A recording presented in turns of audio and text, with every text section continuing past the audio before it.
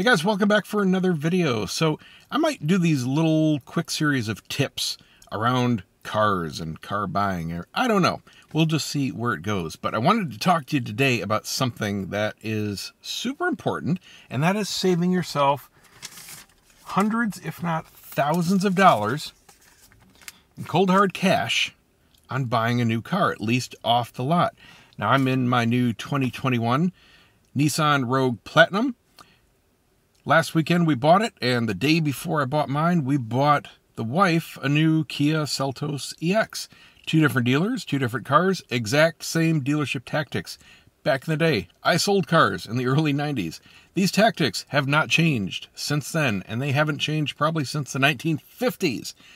These are going to be around for a long time. But something that's relatively new, maybe the last decade or so, is really the proliferation of dealerships adding on an extra profit center. And it is around here, every single dealership. I'm not talking used cars. This is something specifically for new ones. So normally you look online, you find a car that you want, or you're looking on the lot and you get the window sticker and you see a certain price, right? And that's kind of what you're thinking you're bargaining against. Sometimes this is fully disclosed. If you go on the website, for example, they might have the supplementary sticker, or they might, down in the fine print, list exactly what things are added. This is another way for the dealership to add on profit because it's lost in negotiations. The better a negotiator you are, of course, the more they're dependent on these extra profit centers. Now, the larger dealers, and I do encourage you to buy from a larger dealer, are more about volume than per unit profit.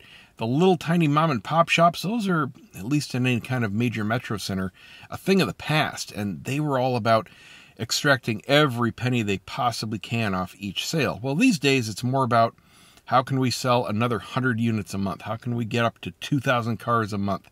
That's the kind of thing that, at least around here, goes on. So the salesmen, even though they're still working on commission, it's not about how much profit per car. It's about how many did I sell this month for my manager. So they still have to make some money. So what they do is, if you're buying a car off the lot, and this car had just come off the truck. I mean, they hadn't even finished prepping it yet. They hadn't even deflated the tires yet. They delivered it to me at 55 PSI. What they do is they tack on extras. Now, my particular dealer wanted to charge $1,995. Her dealership wanted to charge $1,500. It's going to completely vary dealership to dealership how much and what nonsense they tack on. Just know that this is approximately 1,000% markup. That's not an exaggeration. 10 times markup. Easily. So let's look at what my dealership wanted to charge. They call it the Courtesy Appearance Package, $1,995, and this is applied to every single vehicle on the lot, on top of the price on the window sticker. Window tinting.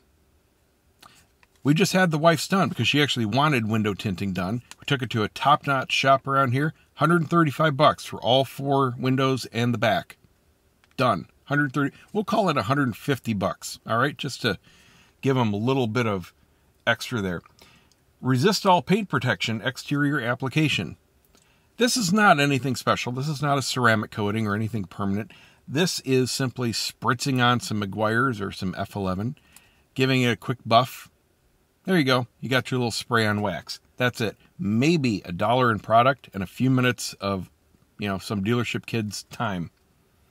Door edge guards. Okay, this is actually something very useful, and I will be putting on my car because it's something I want. This is simply a tiny little strip of clear 3M film that goes on the edge of your doors, and it protects against accidentally opening your door into something like your garage wall or your lawnmower next to your car, or a cart or another car in a parking lot, or a pole or whatever.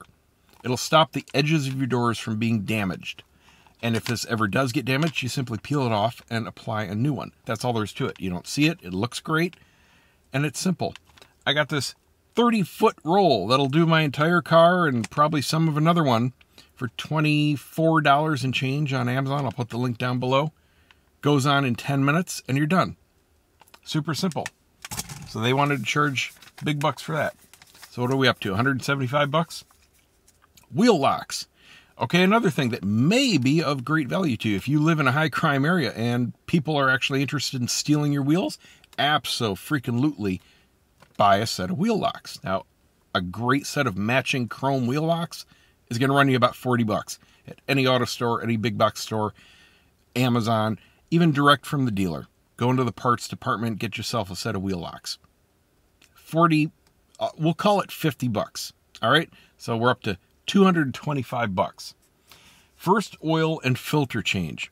Just one, not lifetime, just first.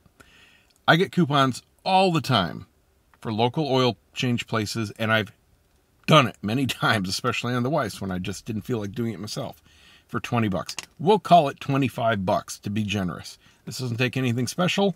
Normal filter, normal oil, not full synthetic or anything like that. We're up to $250. And they want to charge $1,995. Right there. You don't have to pay any of this. At least here in Florida, you don't have to pay any of this. They may threaten to take some of the stuff off, or they may simply bluff and say that they have to charge it. And while it may be true that they have to have a line item for it on the sale, you can negotiate this completely off. And that's exactly what I did for both our vehicles. Here's the key to doing so. Number one, confidence is key. You absolutely have to know what you're talking about and be firm. You don't have to be mean, but you have to be firm that I am not interested at all in paying for any of those products. I don't need any of them. I don't want any of them, and I'm not paying for them. So you can do whatever you want to with the numbers, sir. Just take that $2,000 or that $1,500 off or that $2,500 off, whatever they're trying to charge, take that off the bottom line, and we're good to go. Now, in my case, I didn't know that this particular dealer that I went to was charging this because they didn't disclose it on the website. Most dealerships do. The particular car I was interested in, there were only two in the entire area, one at one dealer and one at another. So because this particular dealer didn't disclose that they were charging any of this, I went to this one first. And then I found out they're exactly like the other one. Kind of thought they would be, but they were a little closer, so may as well try them out first. Okay, no big deal. I told the guy after he took us out to the parking lot so I could see it for the first time, just looking for deal breakers. I didn't know if I was interested in it or not. I was considering several different vehicles, several different models and brands. So I wasn't sold on this at all. Never seen it before, never drove it before. But as soon as I saw that sticker, I let him know. Walking back into the building, sir, just want to let you know I am not paying a dime for any of those dealer add-on parts. I'm very aware that they are pure profit generators, and it's nothing I'm interested in. He kind of deflected like, oh, don't worry, we'll get you in the end. Haha, just come on in. We'll run the numbers, blah, blah, blah. So fast forward to the bottom line bargaining. His first offer is full price. I mean, no discount off anything. Like, what kind of idiot do you think I am? $45,000. No, not even in the ballpark, man. Not even in the ballpark. So fast forward through at least 45 minutes of the typical dealership shenanigans, and it is all dog and pony show. Okay? I've done it. I've been there. Every time he went back to check with his manager, it was a smoke break. All right? Literally. It's not a figurative thing. I could smell it. He just went outside and had a smoke break. I did it too. I did the same thing. All right, this is the game. I know it. Whatever. I'm just surfing Facebook, waiting for this to get done. So after a few rounds of being firm, being confident, nope, this is the bottom line price I want. If you can meet that price, I will sign today. Those are the words they want to hear. I will sign today. They're looking for that commitment from you. If you know that, if you actually are willing to sign and buy that particular car right then and there, tell them, because that's their incentive to just cut through the crap. And it does work. Okay. So have confidence. The other very important thing, and this goes with the confidence, and this is very important. You must be willing to walk away.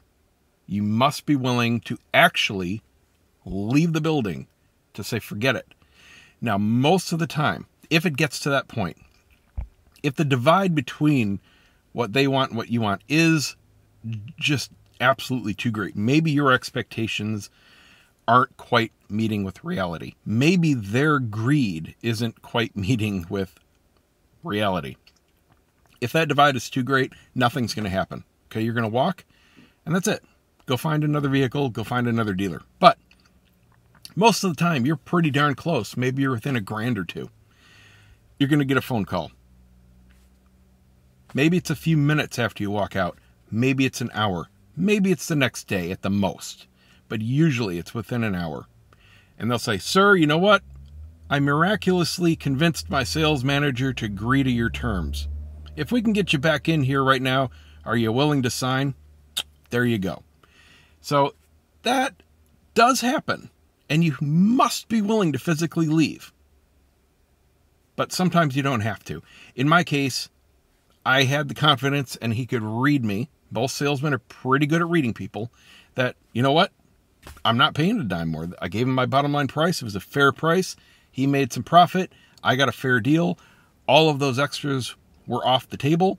And he can finagle the numbers wherever he likes. There are a lot of different line items that they can shift around to make things still favorable to them and still give you a good deal. For example, documentation fees. That is another pure profit center. It's going to vary between 100, that's about the lowest I've ever seen, up to 1,000 or more. In my case, they wanted $900 for documentation fees. That's simply paying for the guy to fill out some paperwork, paying for the finance guy to fill out some paperwork. I'm not paying $900 for somebody to do that and do a little bit of writing and printing for, half an hour. But you can negotiate that. That is simply money there that can be shifted around. So be aware that you're only bargaining the bottom line. Don't pay attention to the line items. Don't even pay attention to a $2,000 charge. Just look at that bottom line. In your head, take that $2,000 out. In your head, take out a few hundred out of the documentation. In your head, take out a discount for the car itself and work from there. Have that bottom line. Tell them you want to sign today. Put the favor in your court. Now, in the wife's car case, it was very similar. They wanted $1,500. They had a different set of stuff that they wanted to do. I believe they wanted to do the tint and the fake paint protection. Door edge guards, they had already done. So she actually has them already on her car, but I didn't pay for them. They didn't want to do the oil change.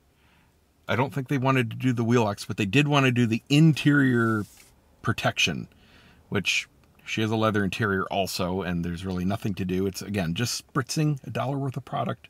3M, Meguiar's, whatever. You can do that yourself if you really want it. But they wanted $1,500. Now, we dealt with the sales manager in her particular case. It was pure luck. Our particular sales guy was brand new. He was retired and just came in to help out. Every dealer around here is completely swamped, and they're always hiring new salespeople.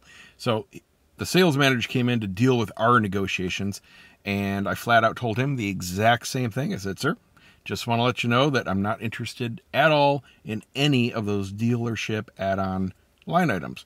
And he said, well, how much are you willing to pay for them? And I don't think he understood. I said, $0.